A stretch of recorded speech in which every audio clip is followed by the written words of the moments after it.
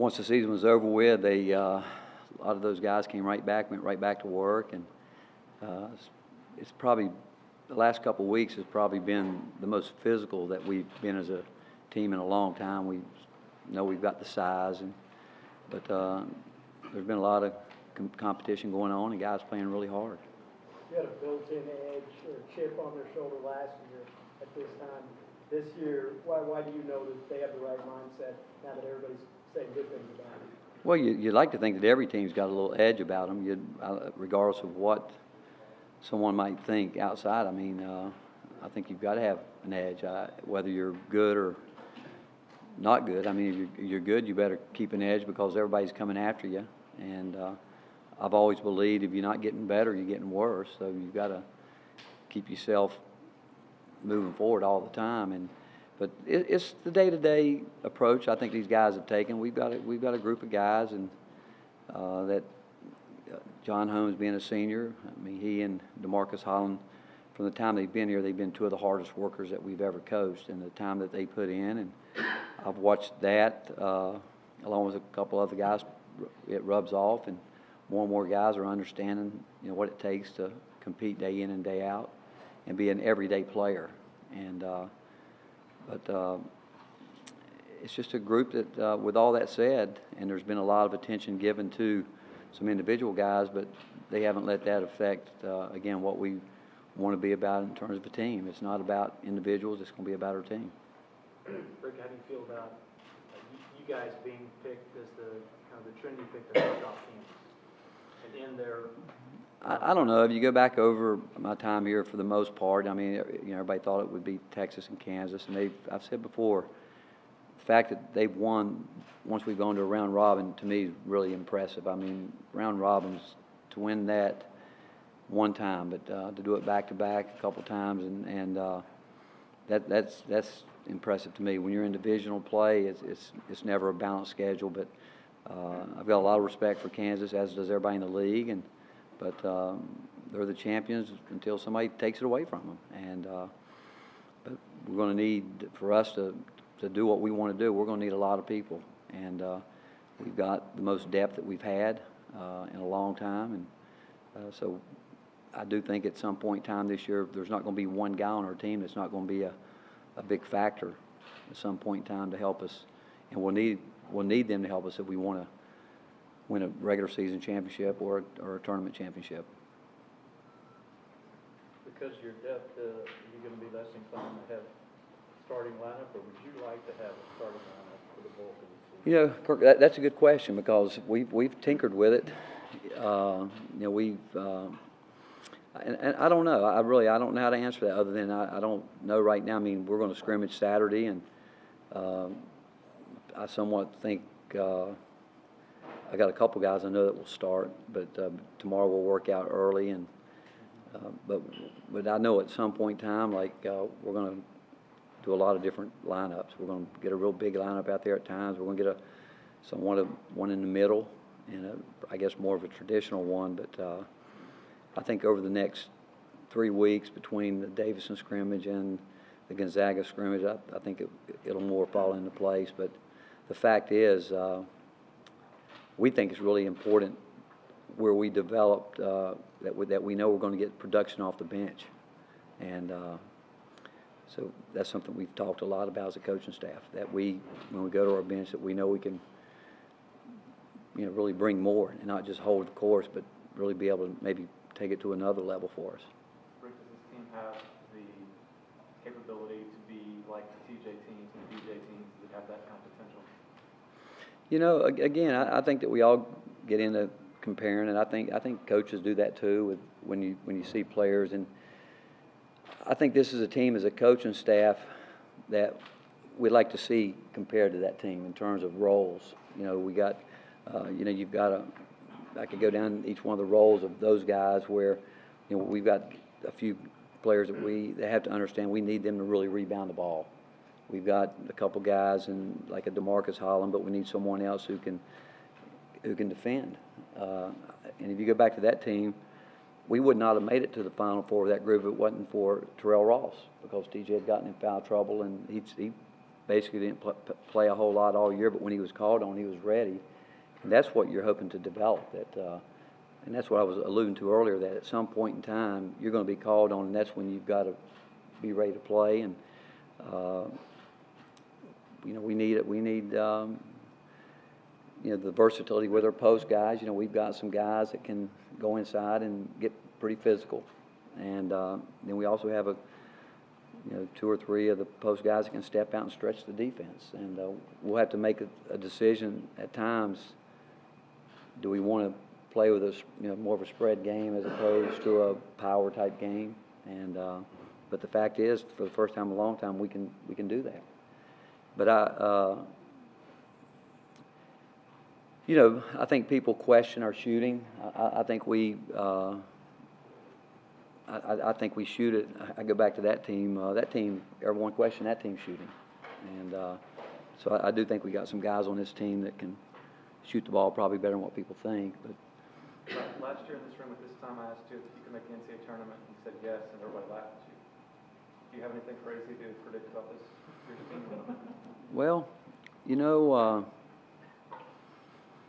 I don't know if I have anything crazy. I just think that, and I know you guys probably think I'm crazy, but I've never ever gone into a year to think that on any given night we couldn't beat anybody with any team we've had, and because college basketball is unlike any other sport. I mean, it's a 40-minute game, and you're dealing with young people, and I mean, just like a couple of days ago, we had a great practice, and then we came back and we scrimmaged Saturday, first time, like we opened it up a little bit. I was surprised how a couple guys were nervous. I was surprised that we didn't execute in the first, 4 to 6 minutes of that scrimmage. I mean, with no subs, you expect that to fall off a little bit, but we didn't do a very good job from the beginning, which surprised me a little bit. So you're always surprised sometimes with some things that you don't think that's going to happen, but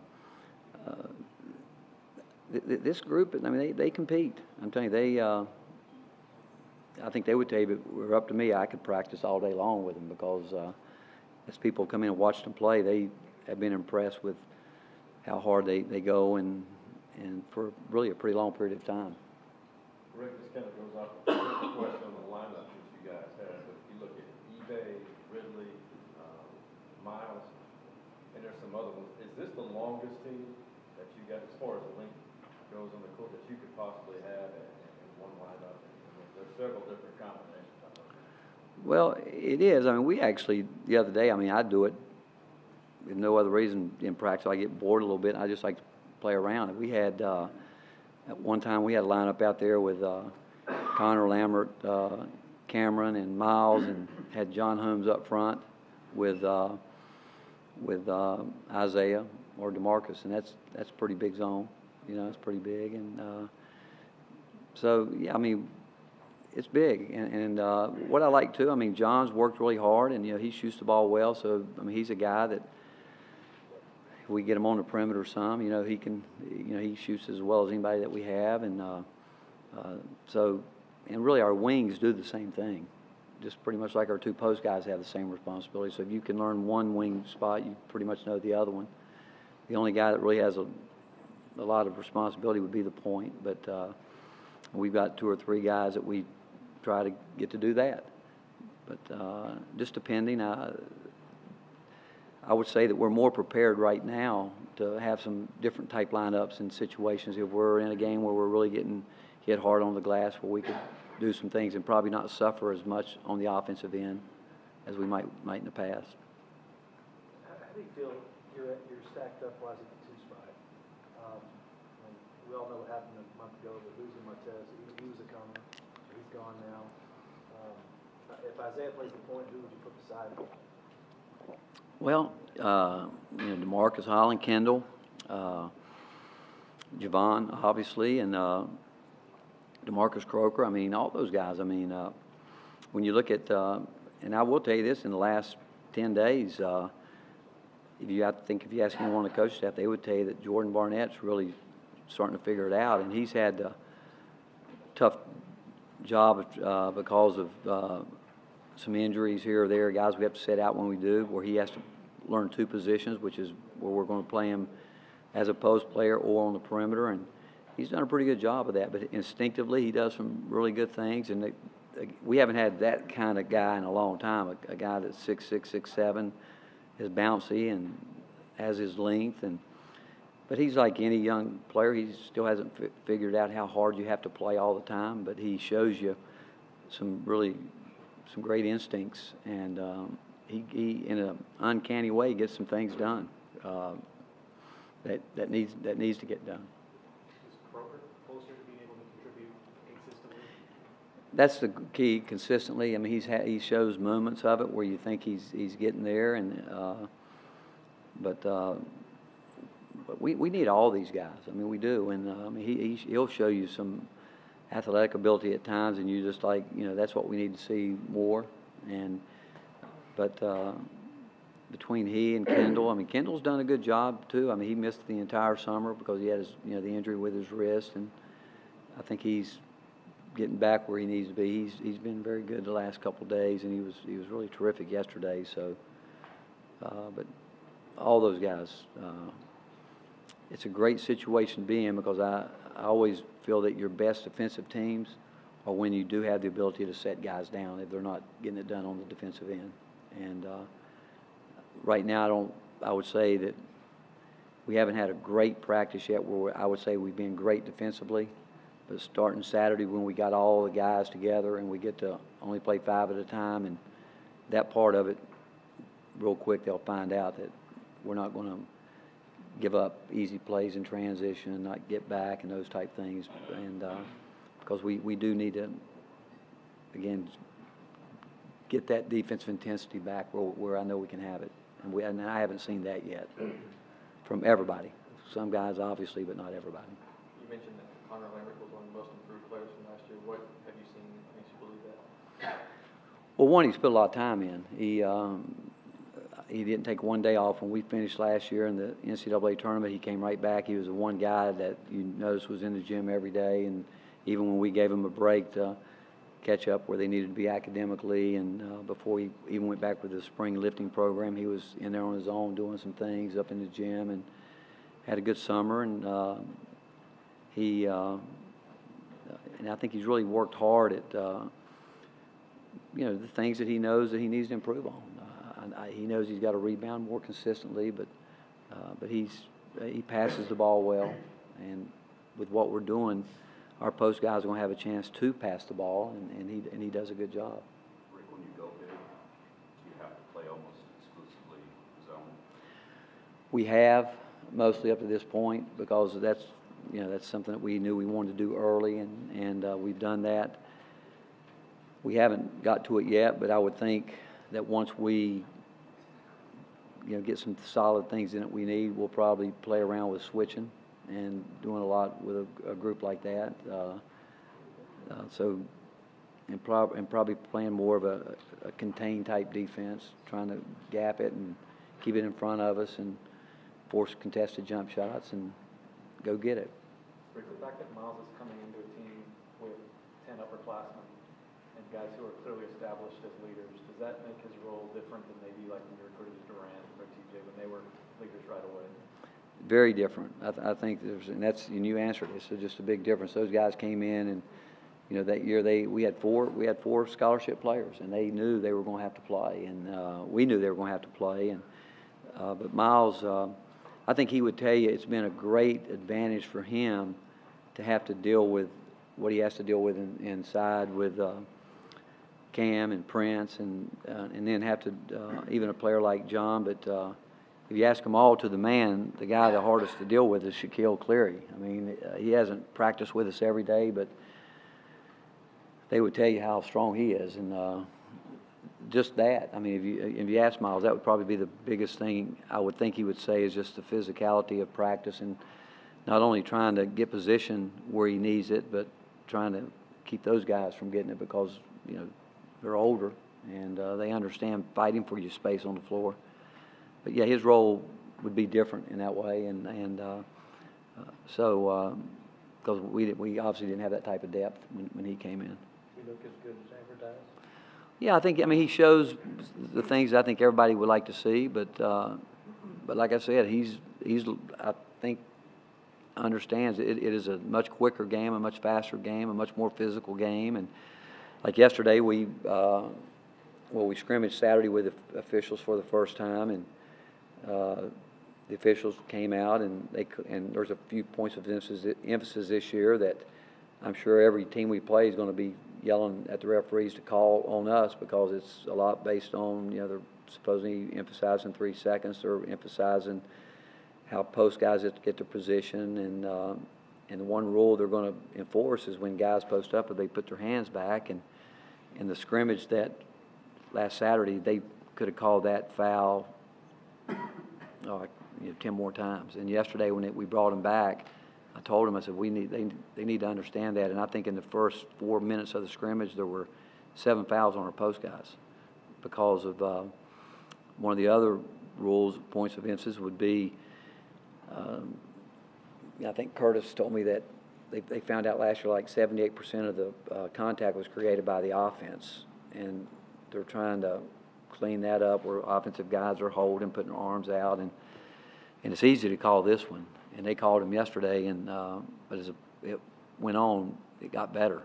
And but that's going to be something that is going to be really important, how guys position themselves, and with Cam and Prince, again, they like to get inside and get physical, and there's a fine line between dislodging and holding your space, but the biggest thing is going to play with elbows up and high hands. Pieces you can mix and match. Does that make it more gratifying for you personally? Well, someday, I mean, it's not everybody. I mean, certain players are still an effort part of it. And I'm just not, and I'm not talking just physical effort. I'm talking about the mental effort too, the concentration, taking care of the details. When I watched the tape last night and early this morning from what we did yesterday, it goes back to details. I mean, for us to improve and get it where we want to get it, it goes to do with things that just simple footwork and being ready. Guys simply being ready and spacing. Yesterday, we really did improve in the last couple of days with our spacing. But yeah, still there's a lot of missed shots around the rim that shouldn't be missed, and guys are capable of making them, but they're not ready. And that's those type things where it's concentration. That's work. That's hard work to be able to do those detail things every day. And but some guys are better at understanding that throughout practice as we're drilling it and understanding how you carry it over compared to some other ones. But there's not a day that goes by that we're not on probably somebody about more, getting out of your comfort zone and trying to do a little bit more. Is it rare to have a team that'll have so many players playing, or the ability to play multiple spots, as you seem to have? Well, I think that we haven't tried to pigeonhole guys. Like I mean, we're working with John Holmes at the 3. I mean, and I think he can do it. And like I said, the 3. I shouldn't say the 3. I mean the wing. I mean, because our wings do the same thing. I mean, they really do. It all gets down. I've told him every day, whether or not he can play out there will be based on if we play man to man, which goes back to the question earlier about man or zone. I mean, there's going to be times that we'll play some man, and he's got to be able to defend that position, or he's got to defend on the wing. But that's what it gets down to. Who you can guard offensively. I think you take any of our other wings, other than probably John. I would say that, and not Jordan yet, but the other guys can. If they got a rebound, they can bring the ball down the floor and get us started with our offense. What we're trying to do, and we've worked hard at trying to play off the pass, move the ball, and cutting, and because another one of the rules of emphasis this year is they want to, they a year ago really trying to keep the defender's hands off the guy that was had the ball. Now they say they're going to take it a step further in terms of allowing more freedom of movement. They want to allow cutters to cut without being checked and held, and so we've tried to space the floor and do those type things and move the ball. And so and we've got post players that we play away from the basket that we're allowing to pass it. And so it goes back to, I think, fundamentals and trying to teach guys. I think you have to continue to teach. You know, we had Joe Dumars was in one weekend, and he spoke to the team, and really a great talk that he said to them, said some wonderful things to him. But one thing he said to me afterwards, he said, I forgot just how much teaching you have to do in college, and it's an everyday thing. And you know, that's where I'm fortunate. We've got a great coaching staff that likes to teach, and we've got a group of guys that I think that want to be taught. Well, I'd say some more than others, but eventually they get it. You know, I mean, I think they all want to be. I just think it depends on how long it takes them to see it and understand it.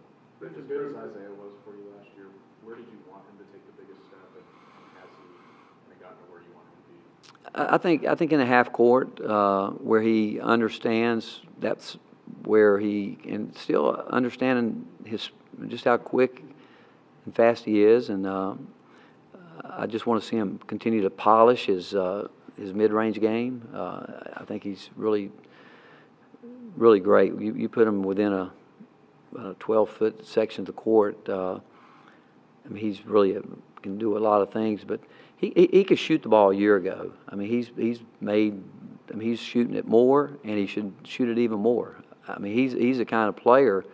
And I think, again, if you ask the coaches and players, when he's open, he shoots it. We think it's going in. That's been probably as big an adjustment for him, too, because he's always felt like my job is to, you know, pretty much get it where he wants it.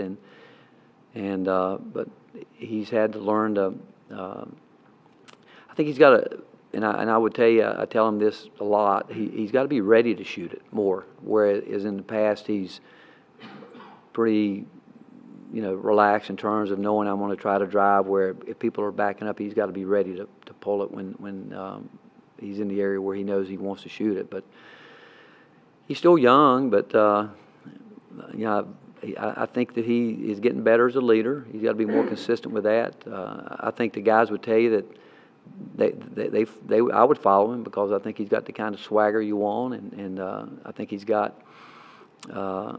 confident player. And I mean, I could tell you a lot of great things about him, but things I want to see him continue to improve on. I mean, he's young, and he's a long way, but he works at it, and he's gotten. There's nothing he hasn't gotten better at. But I do want to see him continue to understand how this offense is great for him, and he's got a chance to make it work, not only for himself but for everybody.